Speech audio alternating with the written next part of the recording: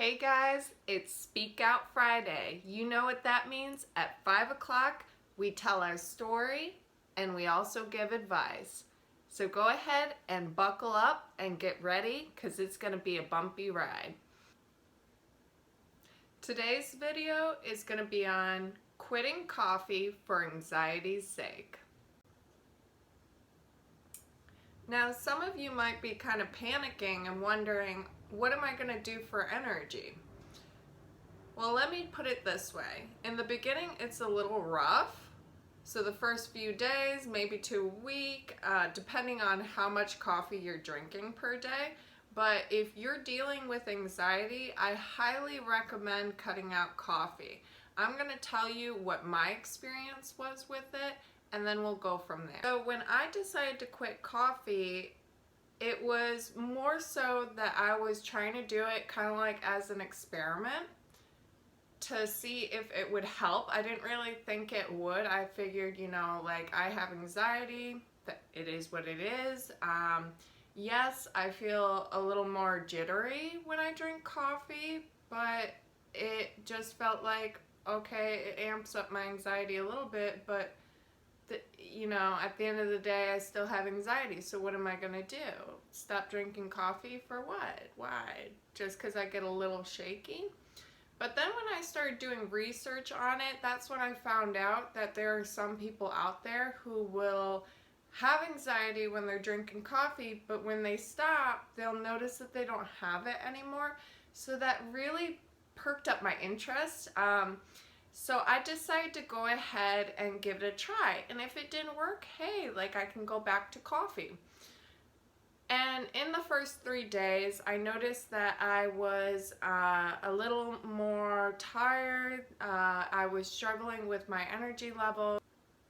When I was drinking coffee, I had generalized anxiety. And for those of you that don't know what generalized anxiety is, that means that basically I was feeling anxiety even though nothing was triggering it. So you could be sitting home alone, like nobody's there, TV's on, favorite TV show, and you would feel like a panicky feeling, your mind would be racing, your palms are sweaty, your underarms are sweaty, and then you would feel your heart rate increase as well. But when I quit coffee after the 3 days, I noticed that I didn't have generalized anxiety anymore. I only had at first I kind of freaked out and thought oh my god, I don't have anxiety anymore. Oh my god, this is awesome. But then obviously a social situation came up where I was in a large crowd. It was a work thing. And for those of you that don't know, I am now 3 years sober, but technically 2 years because I had one slip up after a year of getting sober. But I still like to count it as 3. Anyways, so when I went to this social function for work, it was supposed to be a dinner.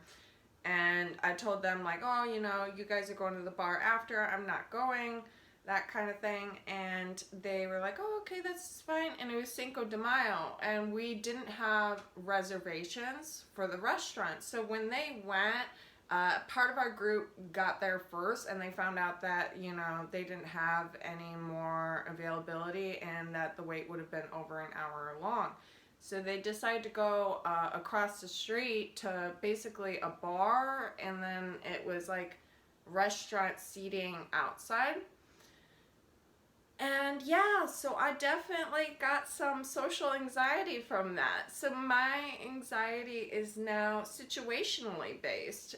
It's social anxiety only under certain situations. Like if I go to work and you got a lot of people at my job, I am a registered behavioral technician, so even if everyone at my job is there, I'll be fine. However, if you put me in a situation where there's triggers in place, then yeah, I'm going to get anxious. So when you think about it like that, it really does make quitting coffee very much worth it. And I'm not saying that you have to quit all caffeine, absolutely not. I drink tea, so green tea is great, black teas are fine. I find that if your anxiety is from caffeine sensitivity, then this is the just right amount. And I don't know if it's, there was a time where I ended up trying decaffeinated coffee.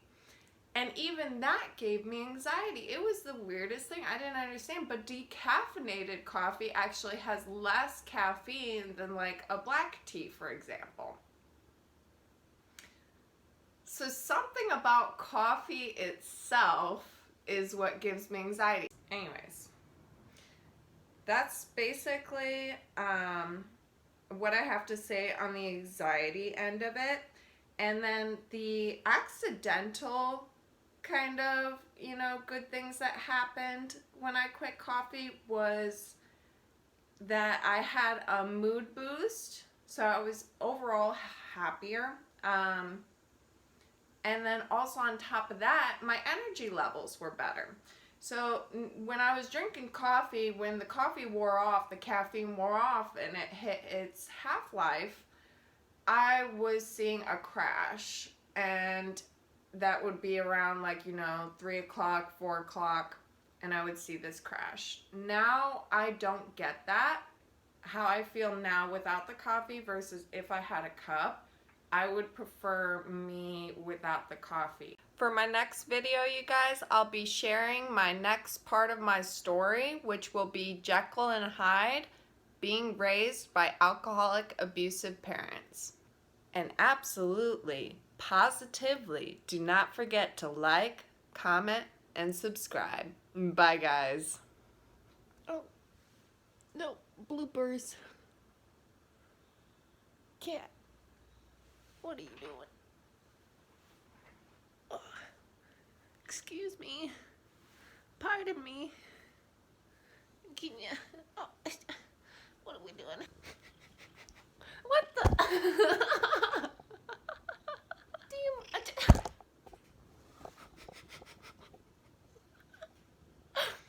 Kitty babies? You're a menace. You're a menace.